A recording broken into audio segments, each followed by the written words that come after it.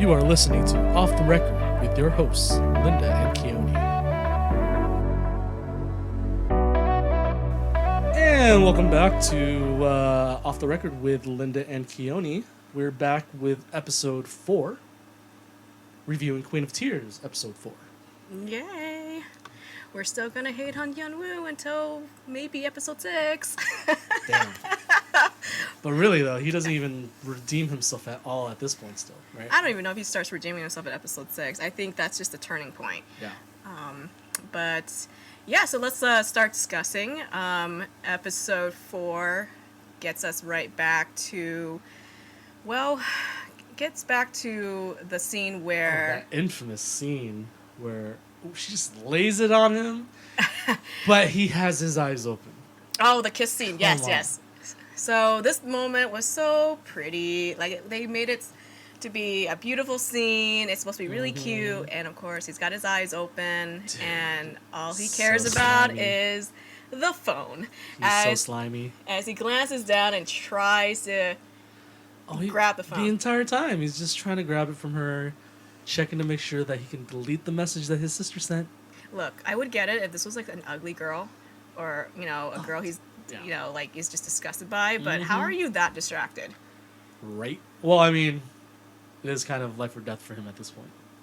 Again, how are you that distracted, okay? You're not dying in this moment. I blame him for his attitude for later on in this scene where they go inside. Later on. She's doing what Hain does. Which is what, exactly? Are you talking about seducing him? Oh, yeah, 100%. Which is really funny because she thought that he was into her. And I say funny in the ironic, that's really sad kind of way. It really is. When you really think about the situation that's playing out, where she thinks that he's on board and finally showing his emotions. Is this the situationship? They're in a situationship? At this point in time, probably. If you really want to put it that way. Yeah. Look, he's leading her on completely at this point. She's completely thinking, like, he was feeling her after her preemptive kiss with him. Mm-hmm. Even she's flirting with him. She's misreading all of his actions as him responding to her romantically or in some kind of way that's... She would never assume that he has an agenda at this point. It's kind of a dick move. Kind of? Yeah. Figure of speech, kind of. But really, yeah, that's a very slimy way of doing things. Like, preying on her emotions just to get to his objective of deleting that text. Yeah, I feel like this critique of him is going to continue for a minute, and we're just finding more evidence to support it, honestly, because, we've been saying the same thing for 4 episodes now, and, I just really wish there was just a little bit of something redeeming in between these episodes that could make me go, And I had an interesting conversation with one of our listeners. He was mainly pointing out her faults. Oh, let's talk about that. Let's talk about that. Okay. It's very interesting where people are saying, oh, the reason why their relationship isn't working is because she's so cold, she's so distant to him, and all that stuff. Okay. But really, though, like... Okay, did they give you evidence? Let's go into this. Did they give you evidence of these moments of her coldness that was harming the relationship? Right. And what I've heard mostly is mainly just them, or Hae-in specifically, just having a very aloof kind of attitude towards him. Mm-hmm. At least what she shows on screen. But never any mention of all the scenes where she defends him so much without him being there. I will say that I think Hae-in is misunderstood. Oh, yeah.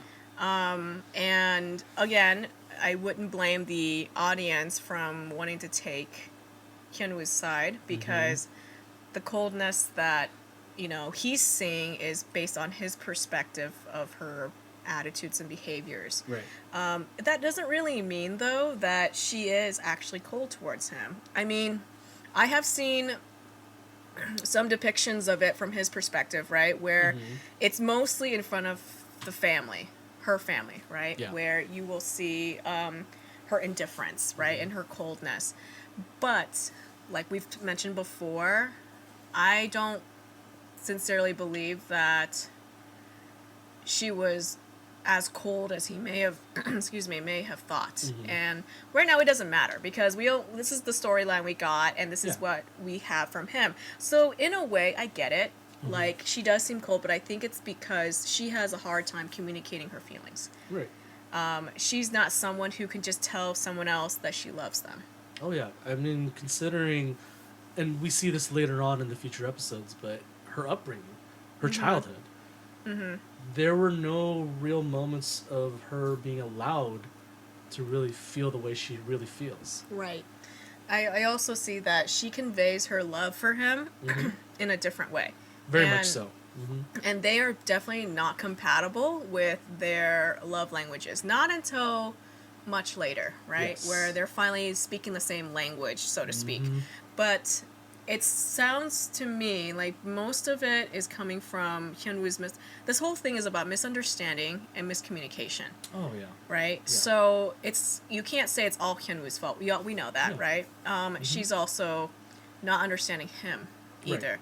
She's right now reading him incorrectly already, right? And it's sad. Yeah. It's sad because how could she logically expect someone that she's been so distant with for the last 3 years to all of a sudden, come back into her life like, nothing's changed? That's not normal. And she's never spent time talking to him about their relationship. Up to this point, I will defend that part by saying that she has not even she hasn't been mature enough to talk to him about their relationship problems. Right.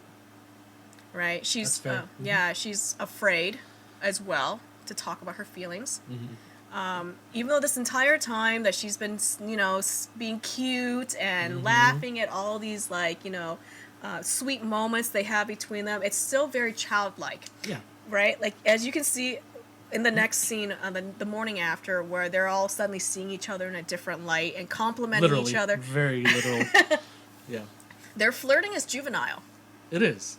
Very much touch and go, very light, just like Yeah, like kind of like this acting like I'm still cool. I'm not gonna pretend like I like you or anything. And it's like we're not at that stage anymore in this relationship. We've at the point where all are grown adults. yeah, not only are we grown adults, but we know each other, right? So why are Supposedly. Well, you're supposed to know each other after deciding that you want to marry someone and already in the marriage for at least 2-3 years maybe at this point. This is at 3 years and 4 years for them together in the relationship. Right. So to say that you're still unable to convey feelings after 4 years is kind of like, what are we doing? So in a way, I will say that they're both very immature. Yes. With how they can convey their feelings for each other and communicate with each other. So I will say that part is that Han's faults, if you will, would be that she doesn't make her partner feel valued. And because she doesn't know how to convey it, she's so worried about, public perception. Yeah. And in this way, I mean her family's perception, which she shouldn't care about. She hasn't before, but for some reason she cares now. And so, in a way, I think it's part of her selfishness that she believes, in a weird way, right? Because she's not really selfish. It's like she has this kind of overinflated ego where she's like, of course he's obsessed with me. Of course he loves me, right? But in that same breath, though, she's really insecure about that. Yeah. And so it doesn't show often.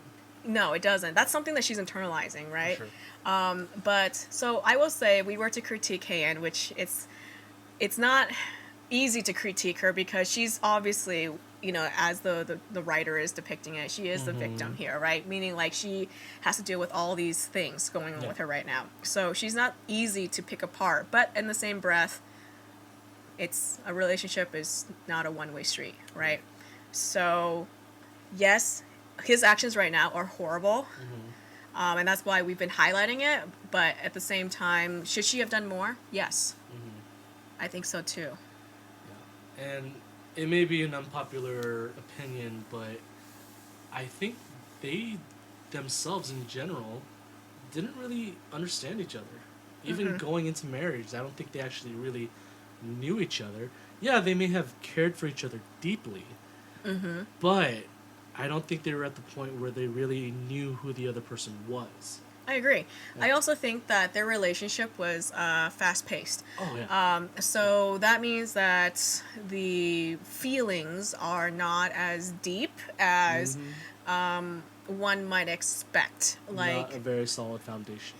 yeah, it's more of like, a rush of emotions of like, I'm falling in love with you. Major yeah. honeymoon phase. Yeah, and it quickly did not survive because there was no foundation, there was no maintenance afterwards. Yep.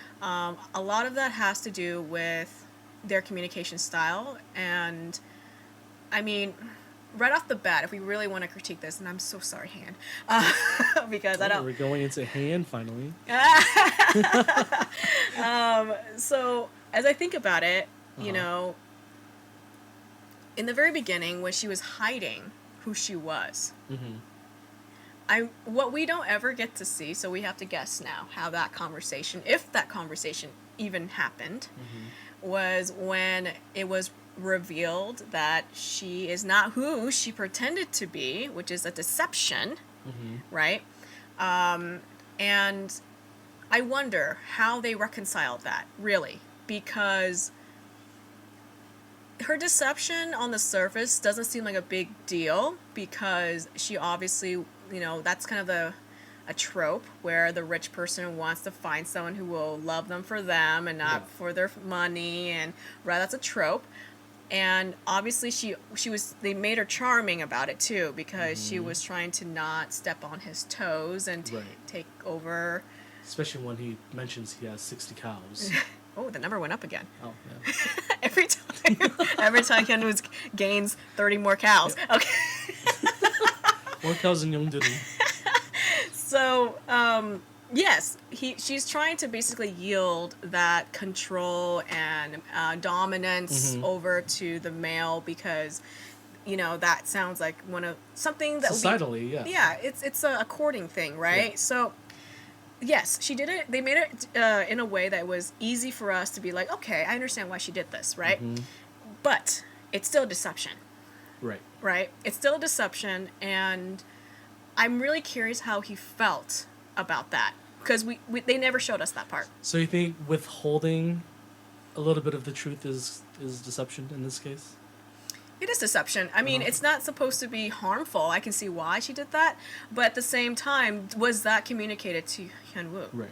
Right? Did they ever talk about that? Because for a dude, I would say, feel free to let me know how you would feel. But for a dude to no matter what, I feel like deception for anyone, but especially for a dude, I feel like it's a really, especially if it's a blow to their ego, would be very hard to swallow. Which in his case, he ran away, right? Yeah. He ran away, but that's not just that. I really want to know what was said and reconciled because the thing is, if they did not have this conversation, that tells me that the miscommunication and the withholding of information and the whole "you don't understand me" kind of thing would start from that point on. And it normalizes, right? He might maybe thinks that she wants to do things her way and play things behind the scene all the time without his acknowledgement of it, which could be where she's always in control whether or not he knows it or not. I mean, yeah, she basically was playing that role, though, the man behind the curtain, if you will, during that time when they were recording. Later on, when they're recording. Mm-hmm. So, I think it is a little bit deceptive to be like, I'm gonna do these things behind his back, hoping that he doesn't see it, kind of thing. As a challenge to him. Exactly. Yeah. And like I said, not supposed to be harmful, and I get that, but if you're not, if your partner isn't receiving that well, then maybe that's not a good strategy to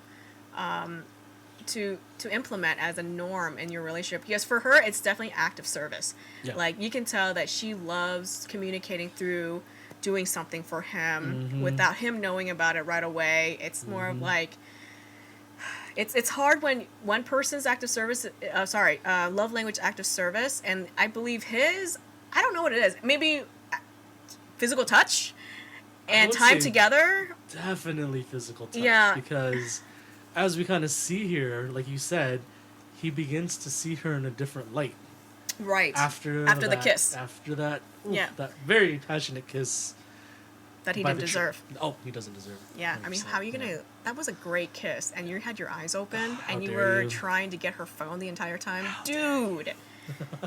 Dude.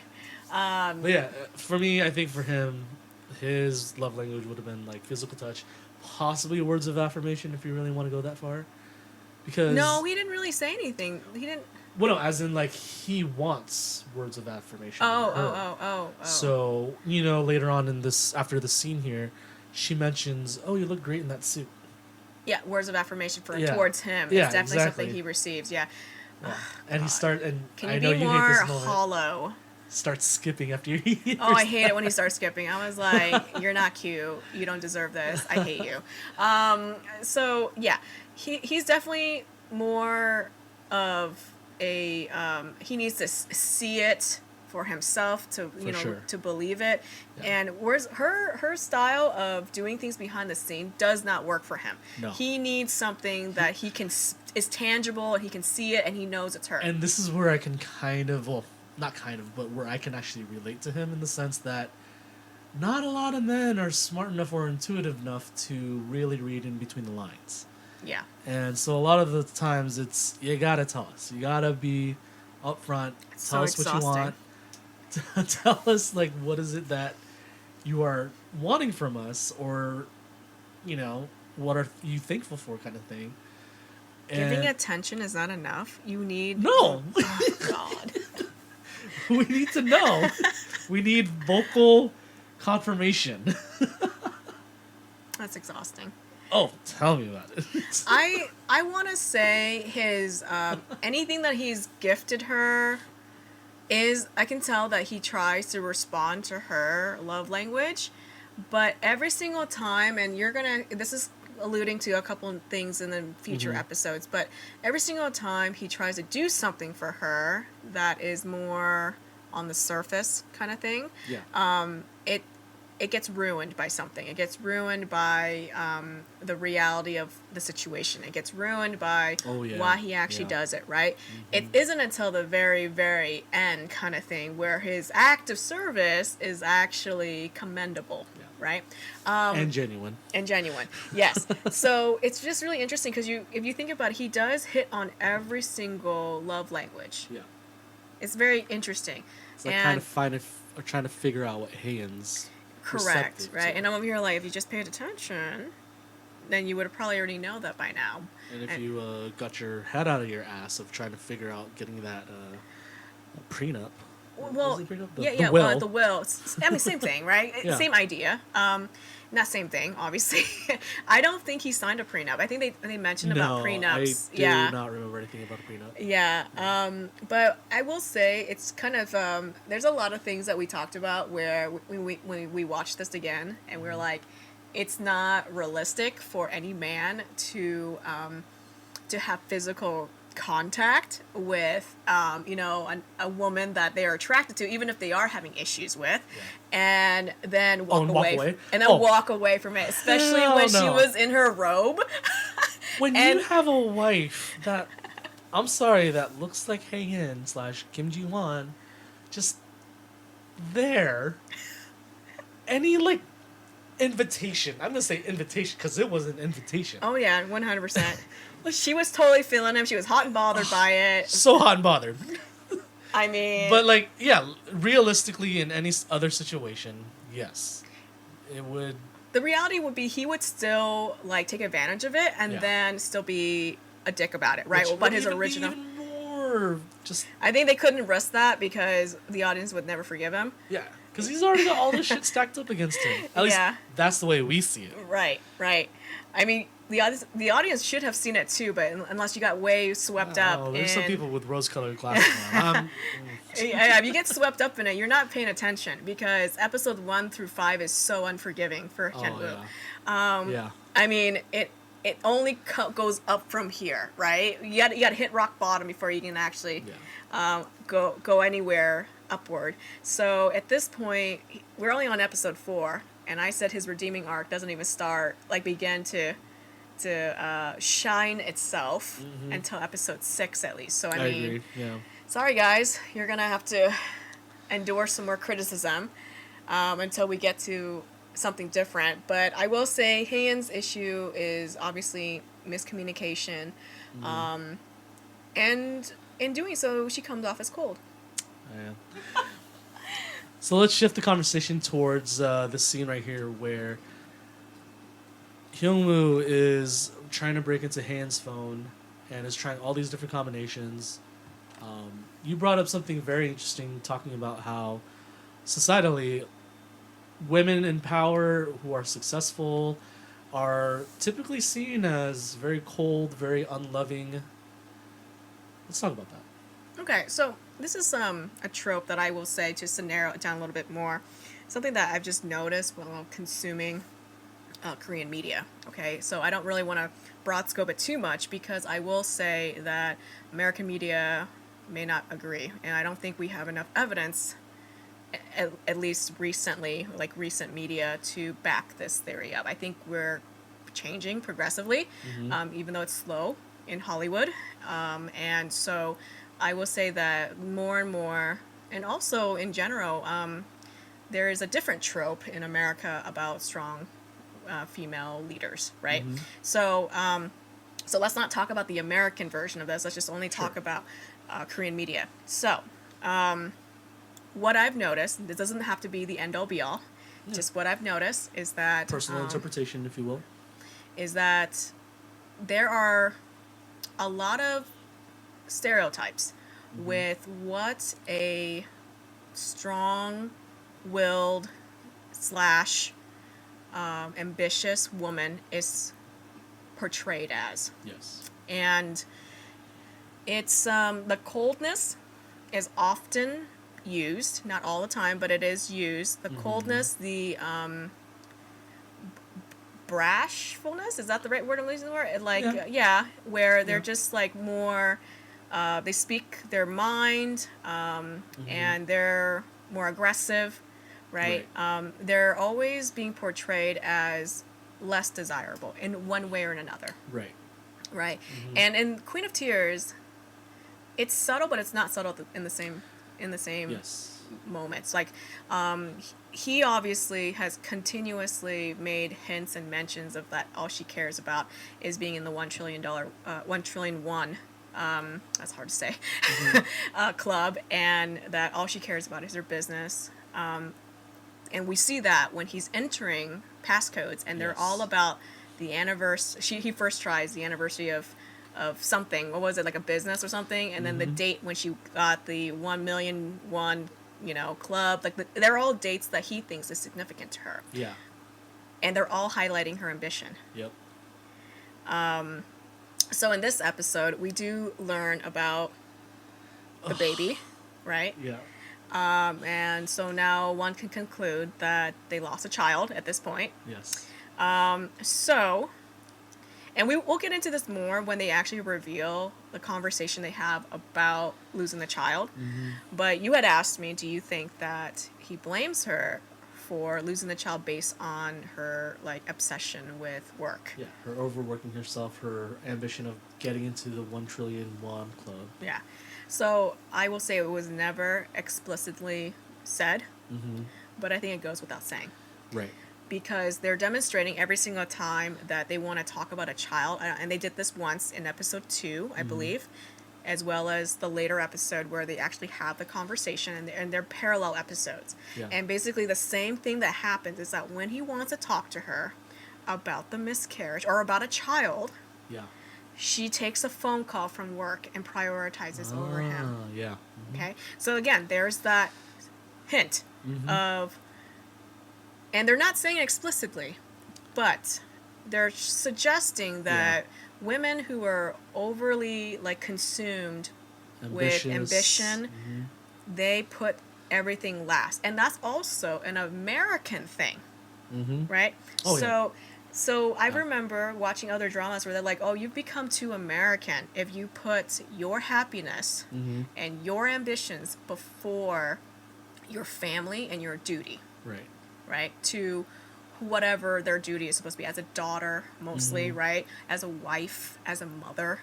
I mean, I think we talked about it in a different episode where we mentioned like getting pregnant in a Korean society is actually a career killer. Yeah. Right? Being a mother is a career killer. Like you're like no longer you know, a useful employee to them because you can't put in the long hours anymore. Yeah. You know, the ridiculous 60-hour weeks, right? They're like, well, you can't work so much because you got to go home and take care of your family. So there's this interesting structure of like a woman has to be both a mother, Yeah. you know, a wife. Women have a lot stacked up against them. Yes. Well, in general, yes. Yeah, But in general, then in Korea, and specifically in what we're talking about, I feel like they're torn. And here's the thing. I will say, I feel like there's a different movement that is going on right now in Korea with women like actually feeling more empowered to continue being boldened by their career choices and making better decisions, which is why we're seeing a current birth decline, right? Like the lowest in Korea. So what you're seeing in drama isn't accurately just depicting what is actually going on in Korea. Right. Some of it is bleed over, but not really. And what we're talking about here is that in Queen of Tears, I will say that because they highlighted a story about a woman who is incredibly wealthy and incredibly ambitious, they don't really talk about her though. And like they don't talk her down. Like she's this scary, you know, successful person. But it's funny that she has to be scary though. Yeah. Right? Why does she have to be scary? So it's like these subtle hints. Right. Scary person. Undesirable. Right? How is a woman of her caliber not have guys lining up the block? Oh yeah, and for the good reasons of lining around the block. Yes. Because typically many of these men who come around are really there for the money, for the status, for. Sure. Yeah. And even then, we don't see that because the story isn't about that, right? The story is about how even a successful woman like her can struggle with basic everyday problems with her husband. Yeah. Right? And in doing so, you know, it's interesting because it's like they wanted to do something about her character, but then they changed their mind because she has no character development. Not really. The character development that she has a little bit later is just about her. It's not even. I wouldn't even call it character development, to be honest with you. I would just call it her dying created a timeline for her to no longer wait. Right. To do something. Now, that, by the way, is another trope where they design something to cause a character to act uncharacteristically. Because of time. Correct, right? And I say this because this line where she goes, "I told you, I'm from now on, I'm going to do whatever I want." She did that at the tree. Yep. She does that later in the other episodes, right? And then, okay, we're going to jump dramas for a second. Do you remember in Love Struck in the City when you know this very spicy scene? But she says to him, "Do you remember when I told you that I'm not going to say no to doing things that I want to do or whatever it was?" Right. Yep. So that's a trope. The trope when you know a woman who is again representing a strong-willed, ambitious woman who wants what she wants. Right. Yeah. Has a turning point where she's like, due to these circumstances, I will continue to act uncharacteristically. Yeah.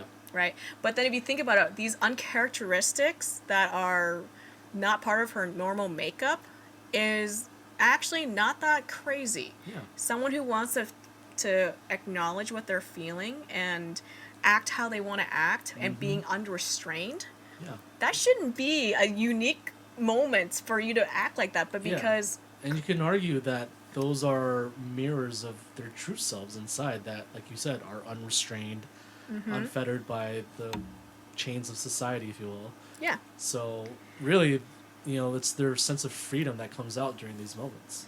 So, and that's why I say that this is I'm not saying it's unique to Koreans. I will Mm-hmm. say that we're just kind of keep it in the purview of this, very narrow scope, just so it's easy to talk about. Is that Korean society is a very homogeneous society. So that Mm-hmm. means it's all about the community. It's all about the society. Right. So for anyone to, especially a woman though, to be like, I'm going to, To stick out like a sore thumb. yeah, do things my Mm-hmm. way, live for myself. Right. It's going against, a lot of the cultural norms Community culture. Yeah. because you're supposed to do what's best for society. Yeah. So, with that response, it's just trying to say I think that there's a lot of hints of the dislike for a progressive woman, is For what I sure. will say. For sure. Oh, we're still at the. Seeing each other in a different light. No, this is just him seeing her Oh. in a different light. Yeah. You don't think she sees him in a little This bit is of a not different shot light? in her perspective at all. This is when, come on, the flashy lights and everything, that's all him. Yeah. I agree. Yeah. Yeah, this is all about him right now. He does not deserve any Not of at this. all. No. And you can kind of see how. I mean, she's acting different too. Yeah. She's acting different too. She's complimenting him. She's talking to him more. And I don't know if you recall the scene previously where she took his walking away from her invitation as a sign of, oh, he's actually caring for me. He's very, like concerned for my health. She just defended him from herself. Yeah. Okay? That's how much she's Right. in love with him. And so I feel like she's using that now as kind of like, oh, I see him a little bit differently. He's The actually fact paying that- attention to me. The fact that she rose-colored glasses herself Mm-hmm. for his misbehavior, Oh, poor come girl. on. Come on. And so now we see him, though, starting to feel... What do you think these feelings are? Like, are these because of the physical intimacy Yes. that she showed him? Yes, because up to this point, we didn't get anything from him. Uh-huh. Even during the kiss, we were like, dude, are you Yeah. really unfeeling?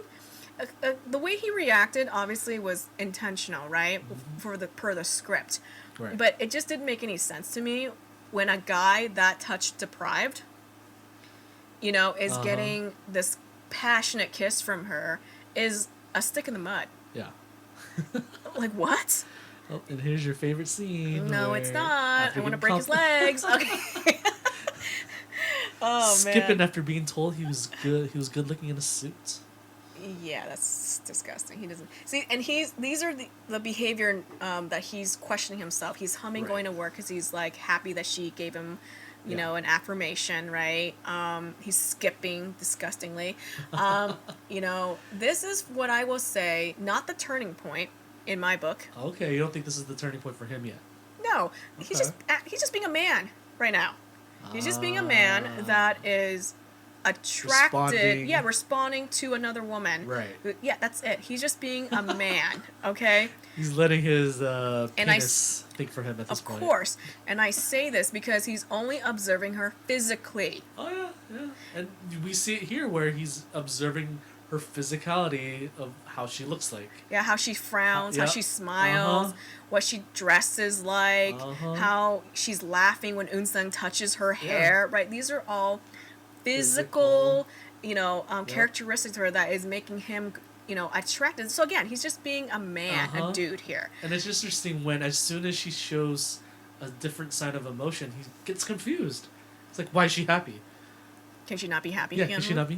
Like, are you See? the only See? one? Yeah, he's just like, what is going It's on? like, wait, what? Why is she excited? Huh? She's not a robot. And the thing is, he's so locked in on the idea of her Oh yeah. that Uh-huh.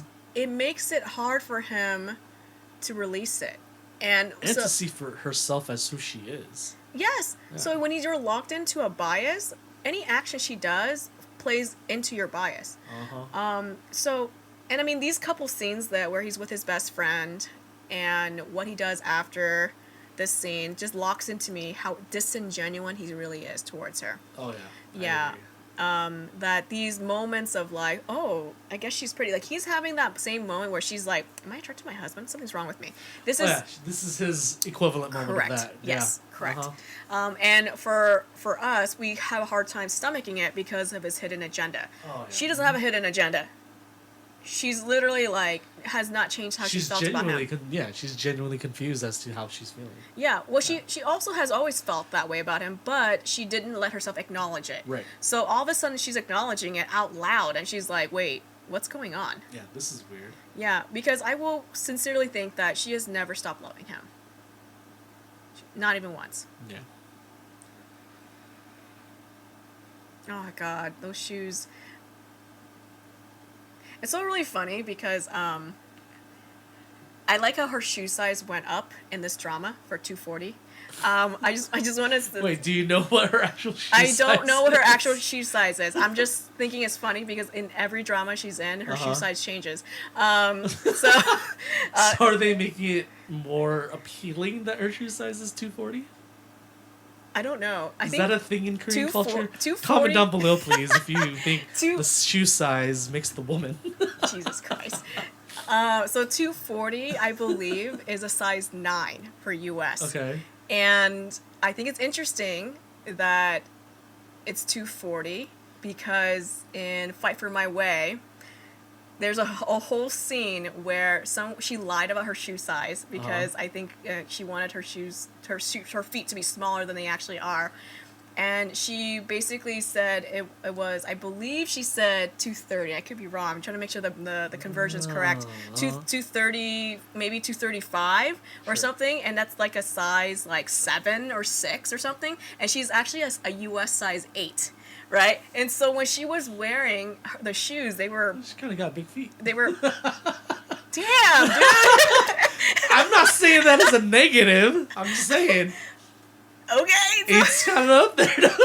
So I did the equivalence, and it's basically a US size 8. And so she was wearing these shoes that don't fit her, and I believe it was like a 238 or something. Comment down below if you like big feet. Oh, Jesus. Can you not? We don't want to know. Hashtag only feet. So it's funny that in this drama, her shoe size is 240. Which is, it keeps going up. That's why I'm laughing. I'm like... Maybe she's gotten to be more comfortable with her actual shoe size. You know? 240 for 5'5"? That's a size 9. Is that too big? I think so. Dang, why is it too big? Why can't it be 9? Why can't it be 9 and 5'5"? Huh? Why can't it just be like that? She's a tiny person. Yeah. So what's wrong with having big feet? Nothing. I'm just saying it's kind of it's a little unusual. It's a little big. It's a little unusual. I think like to compare it, I believe like someone who's like 5'7", 5'8" has a shoe size of a US 8, just to give you a comparison. Oh, okay. Yeah, and so for her to be a size 9, Kim Ji-won, please don't be insecure about your feet. This is obviously the drama and not her. Because it's not your fault. You're just born that way. Jesus Christ. Anyway, so I just thought it was a funny comment because I just noticed that after watching an entire scene about shoe sizes. Jesus. In a unrelated drama. Yeah. Okay. I had to look that up because it's going to bother me because someone's probably going to comment saying that I was incorrect. So 240 is actually a US 7.5. So, okay, she went up half a size. We can all... Yeah. We can all, die it down now. It's okay. She doesn't have big feet. You've got petite feet. I think I would say she's got proportionate feet. Proportional feet. Yeah. Okay.